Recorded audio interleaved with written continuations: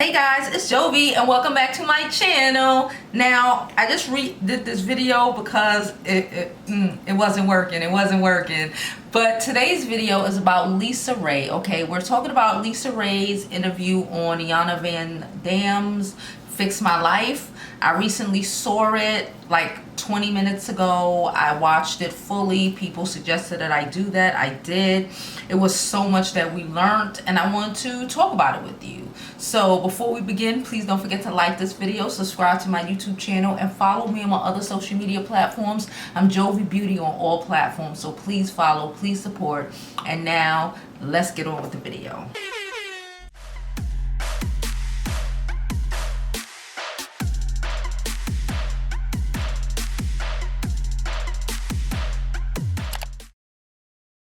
So, okay guys, we started off the episode introducing ourselves to Lisaraye, her daughter, and her mother. They all look alike, all beautiful women. Listen, it started getting real hectic, real fast, okay? The mother was upset. Lisa was just cold, shut down. I'm assuming just used to all of this crazy that she doesn't even react the way that you would think people would react, right? This leads to her daughter being cold and not even realizing that she's cold. She keeps saying that she's, what's the word she kept calling herself? Like nonchalant. Yeah, her daughter kept calling herself nonchalant, but it's like, no sis, it's not nonchalant. You're cold and you're bringing this, and you've learned this from your mother. Okay, so let's start with the Lisaraye mama. Lisaraye mother is basically angry at Lisaraye for her decision to be with her father. Okay, for her decision to be with the man. Okay, she wanted her daughter to choose her side, and like Iyanla had to let it be known and say this multiple times before these women really got it. Lisaraye's relationship with her father is not the same relationship you had with your man, your husband. Your husband cheated on you, disrespected you, had all of these women out here, put your daughter even on top of you, allowed your daughter to not even respect you, but you stayed with him because he was financially secure and you wanted to make sure that your child was taken care of, but it didn't turn out the way you thought it was going to turn out. Lisaraye adores her father like any daddy's girl. She really adores her father and she loves her father, and she did not fully comprehend. Okay, so we as adults need to comprehend that our parents are humans, okay? Even though your father was amazing towards you, he was the best father ever, you have to comprehend that he was not the best husband. He treated your mom badly. He was out here with multiple kids, and your mother is broken down because of that. And even though that is not your fault, when she sees you exalting him and basically saying you wish she died instead of him, it makes her feel away, and it has caused her over these last I don't even know, decades, to just be bitter. Lisaraye, in my opinion, is a personification of her father. She uses money for control.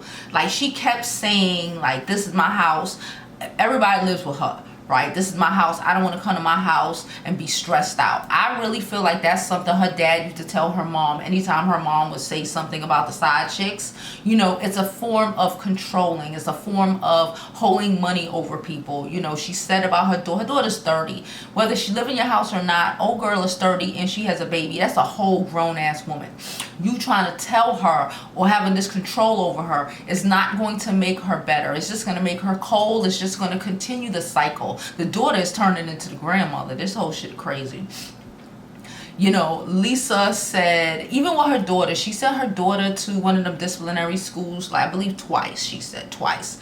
And the reason why is Lisa felt like when she come home from work, she don't want to have to be dealing with all that crazy in her house. She said that regarding her daughter. She said that regarding her mother. Now the thing is, like I said previously, I really believe that is her father coming out of her. All of them are dealing with this in a very angry, manly way. Iyanla actually said, y'all are coming at it from this, trying to be logical on an emotional situation involving 3 generations of women, when you should be coming from this, your gut, your feelings, your emotions, being able to just live in them and acknowledging everything Iyanla told them about themselves. They ain't want to hear it, girl. They didn't want to hear nothing Iyanla had to say, because a lot of people cannot necessarily, that's why a lot of people get mad at certain things that I say. You know, sometimes when you are direct as hell with people, they cannot comprehend it, because they have told themselves a story in their mind for so long that they don't even get it. Like, Lisaraye's daughter couldn't even comprehend, even though she said out her own mouth she was upset that her mother started working a lot. You know, she was the only child, and that's basically why she was acting out. She did, and so when Iyanla turned back and flipped that around and basically said, so you were just hurt your mother wasn't there for you, she was like, no sis, you just said it. We need to all just acknowledge our shit, because if we don't, we just let it fester, and all it does is we continue to live out the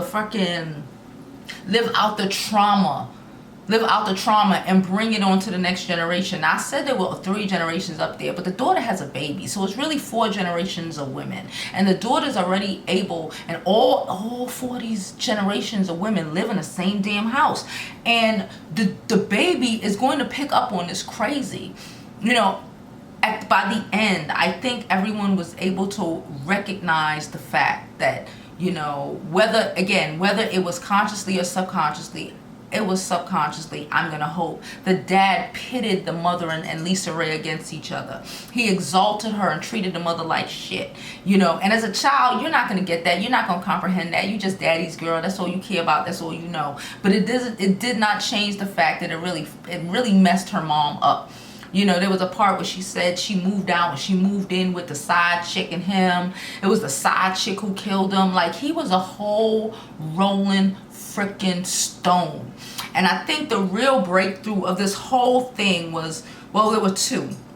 When Lisaraye's mother was able to sit and fester in the fact that, you know, this is not about her daughter. This is about her being angry at her at her dead husband, being mad that she let it go on for so long and still living in that bitterness of it. And for Lisaraye, I think it was more recognizing the fact that my dad was a great dad, but he was not a great husband. He was not a great man for the women he were around. You know, yes, he had money and all of that, but but he broke y'all. You know, again, I don't think it was purposeful, consciously or subconsciously. He broke them down, and now they have to build it back up. So that was my review of it. I normally don't watch Iyanla. I don't suggest watching Iyanla half the time, but this was a really good episode, and if I were you, I would watch it. And I'm done. And as always, I hope you live your life like it's golden. There's no other way to live it.